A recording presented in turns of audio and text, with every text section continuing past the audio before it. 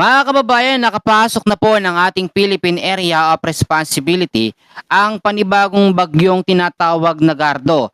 Ang bagyong Francisco naman ay unti-unti nang lumalabas ng ating Philippine Area of Responsibility.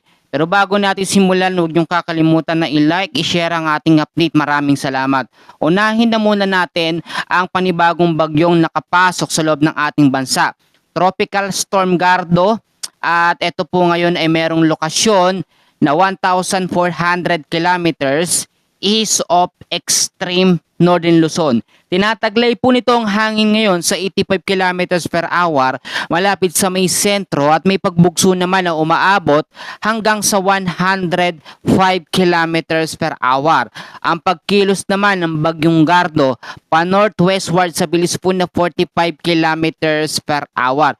Bagamat walang nakataas na wind signal number 1 dito sa bagyong Gardo, pero ito po ay pwede o possible na palakasin ang epekto ng southwest monsoon o hanging habagat. Balikan natin mamaya ang bagyong Gardo at alamin naman natin ngayon ang latest na lokasyon at direction po ng bagyong Francisco. Ang bagyong Francisco naman po mga kababayan ko ay huli pong namata, no? Ito po ay meron ngayong lokasyon. Nandito po ang bagyong Gardo o bagyong Francisco sa northeast of Itbayat, Batanes. Tinataglay po nito ang hangin na 95 kilometers per hour malapit sa may sentro at may pagbugsong umaabot sa 115 kilometers per hour. May pagkilos naman pa north-northeastward sa bilis na 15 kilometers per hour. Wala na po tayong nakataas na wind signal number 1 o kahit anong wind signal dyan sa parte ng extreme northern Luzon. Dahil nga po ay papalabas na ng ating bansa ang bagyong Francisco. Etong bagyong Francisco, to be exact po, June 26, bukas po ng madaling araw yan ng Friday, ay lalabas na ito ng ating Philippine Area of Responsibility na mayroong lokasyon na 785 kilometers northeast of Itbayat, Batanes.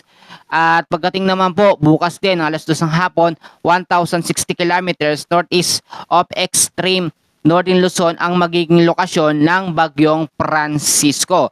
Balikan ulit natin itong panibagong bagyong tinatawag na Gardo. Etong bagyong Gardo naman, saglit lang ito sa ating Philippine Area of Responsibility at magme-maintain ito sa pagiging tropical storm lamang. Alamin natin ng mga lokasyon.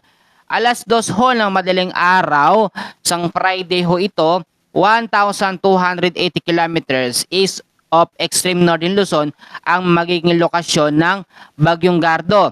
At pagdating naman ng hapon bukas, lalabas din ito agad ng ating bansa na mayroong lokasyon na 1,410 kilometers northeast of extreme northern Luzon. Bagamat hindi magtatagal sa ating Philippine Area of Responsibility ang bagyong Gardo, kailangan pa rin nating maging alerto at maging handa dito nga po sa epekto ng mas lumalakas na habagat.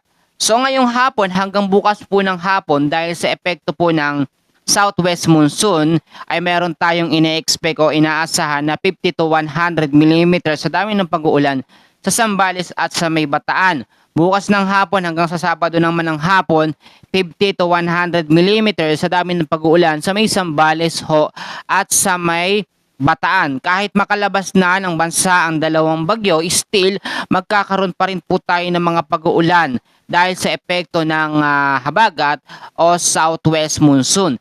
Sa tinatawag po natin na forecast weather condition na inilabas po ng Pag-asa, sa area ng Zambales, Bataan at Occidental Mindoro, madalas na sa hapon ang mga occasional rains dahil sa southwest monsoon.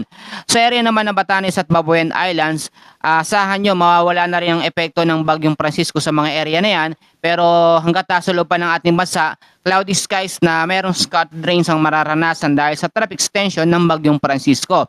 Sa parte ng Metro Manila, Ilocos Region, Cordillera Administrative Region, Calabarzon, Western Visayas, the rest ng Cagayan Valley, the rest ng Central Luzon, the rest po ng Mimaropa, asahan ng cloudy skies with scattered rains and thunderstorms dahil po sa pinalakas o mas lumalakas na southwest monsoon o hanging habagat.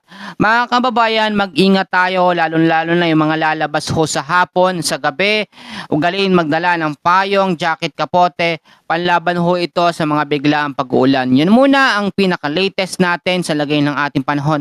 Maraming salamat.